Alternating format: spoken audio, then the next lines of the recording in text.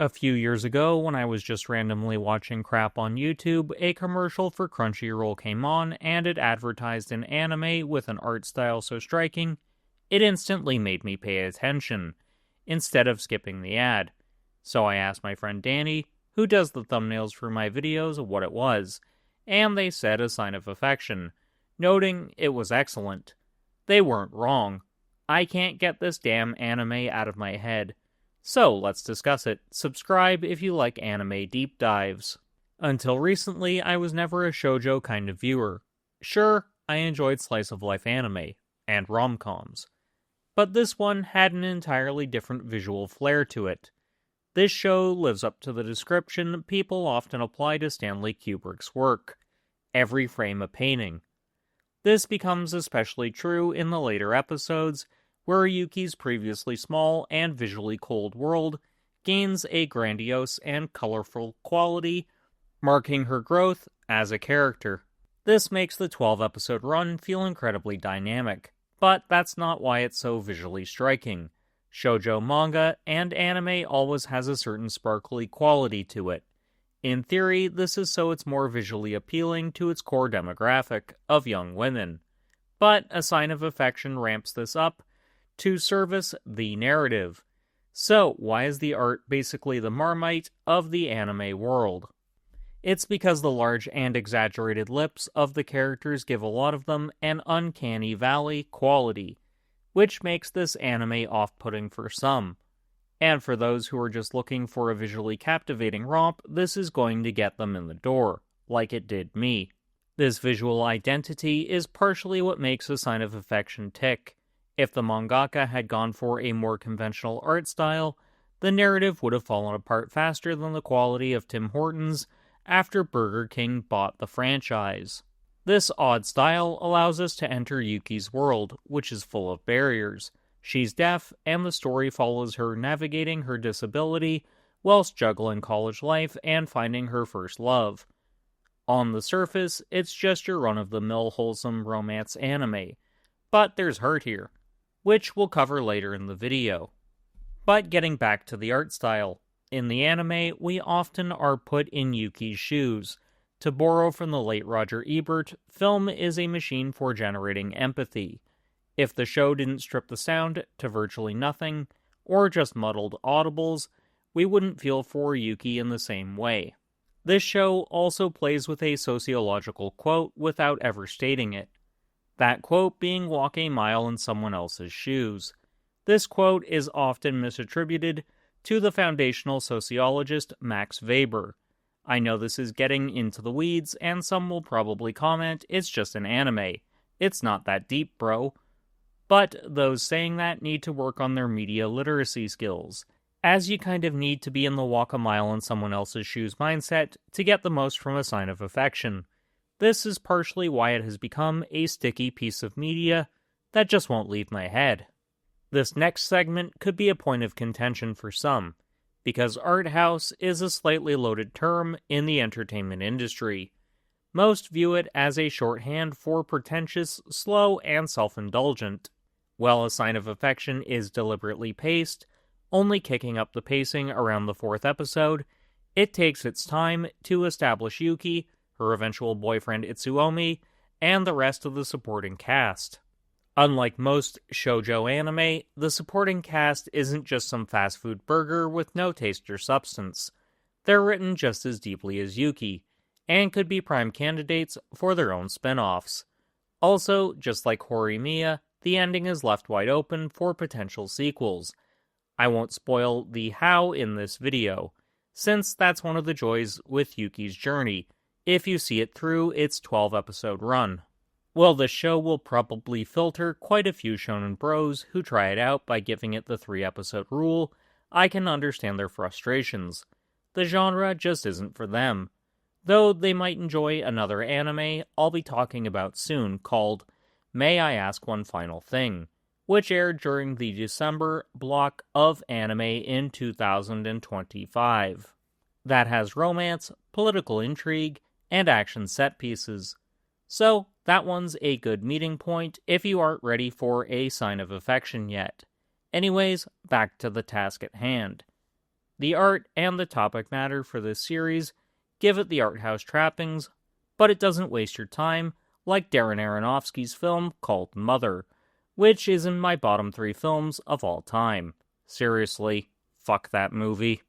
A Sign of Affection is the type of art house experience you put on when you're laid up with back pain, have a high-quality coffee in a massive mug, and all the sweet snacks you can handle before reaching a diabetic coma.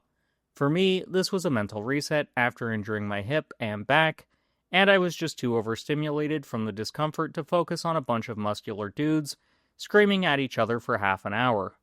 This show even got me thinking about the time I've spent with friends and family over the years, and how I've learned to savor the small moments that make us human, something I enjoy more and more as I approach 40. We're finally circling back to something I briefly mentioned in the intro. Before I had access to Crunchyroll, I got an ad for this anime.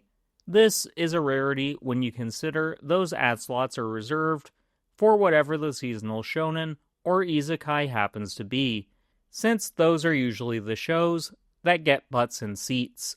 Usually, companies don't have the balls to advertise a romance anime.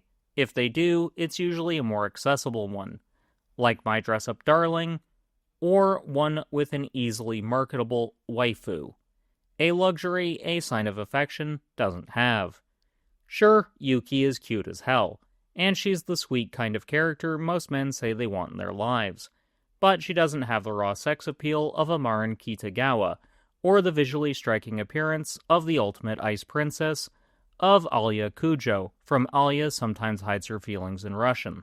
Yuki has the wide-eyed, innocent look to her you'd expect from a sheltered girl. In anime terms, she's literally the girl next door. That's not a knock against any of these characters. I'm a fan of each series. And all 3 are in my top 10 anime franchises of all time. Yeah, that's a teaser for a future video. I'm just trying to point out the fact it even had an ad space, and one that found a guy in his 30s, no less, is a glitch in the Matrix. Hell, I was surprised when a year ago I got an ad for Alya Sometimes Hides Her Feelings in Russian. It shows there is a shift in the industry happening, but A Sign of Affection was a real anomaly here. Also, consider the fact most romance anime get budgets so thin, calling them a shoestring budget would be fucking polite. A Sign of Affection looks and feels like an insanely high-budget blockbuster film committed to the medium of animation, with art house sensibilities, without feeling like you need a degree to understand things. The story is simple, the characters are not complex per se, but not what I'd describe as trope fodder either. They feel like people, and going along on Yuki's journey is equally compelling as a traditional hero's narrative in a shonen or seinen experience. While the hero's journey for Yuki is incremental and intimate, that misses the actual point of her journey. Instead of being your typical rom-com, let's go on a date, this is literally a disabled girl leaving her sheltered environment behind and navigating the adult world with minimal supervision. Which brings us back to the machines for empathy point of view. Think back to when you were Yuki's age. Even if your life hasn't been sheltered, you were probably petrified with fear. Now imagine navigating that as a deaf person. This would break most iron-willed people. But a petite 5'0" girl manages that. And it's so uplifting, even my grinchy heart grew a few sizes. There was one thing that broke my heart, though. During one of Yuki's most vulnerable moments, she reveals while she can speak, she opts not to, because people bullied her, because she sounded weird. Even people who aren't deaf can relate to that struggle, as we've all had someone say they dislike our voice at some stage, something I know all too well, being a YouTuber. If they ever do a sequel, which we'll discuss in a bit, this is something they could show Yuki trying to overcome, since she backed away after Itsuomi heard her genuine laugh for the first time. That shows the real trauma people with disabilities can experience. And seeing it that raw, how can you not root for the doe-eyed, sheltered anime girl? Couple that with her childhood friend trying to box her in and keep her world small, and you have a non-linear hero's journey.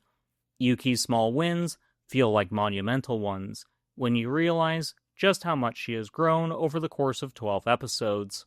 The fact I'm gushing this much should say something, considering a 7 out of 10 from me is like most critics' 9 out of 10.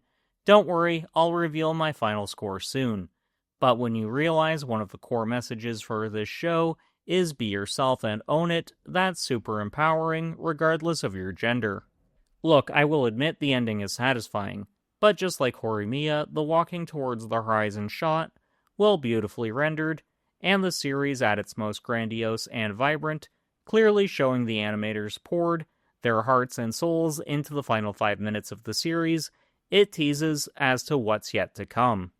Yuki's story feels far from finished. She still has a lot of growing to do. She can't even legally drink yet. Then you factor in, she has expanded her world so much she's finally going to travel with her boyfriend. She's no longer the timid mouse we met in episode 1. She has taken control of her agency. That's powerful, no matter what genre it is. And it's a trope shonen anime often uses to frame the hero's journey. This one is just baby steps towards her finding her footing, so to speak. There are also tons of directions the studio could take a sequel with the mangaka's blessing, of course. They could show Yuki visiting European cities for the first time, which have a totally different vibe from metropolitan Japan.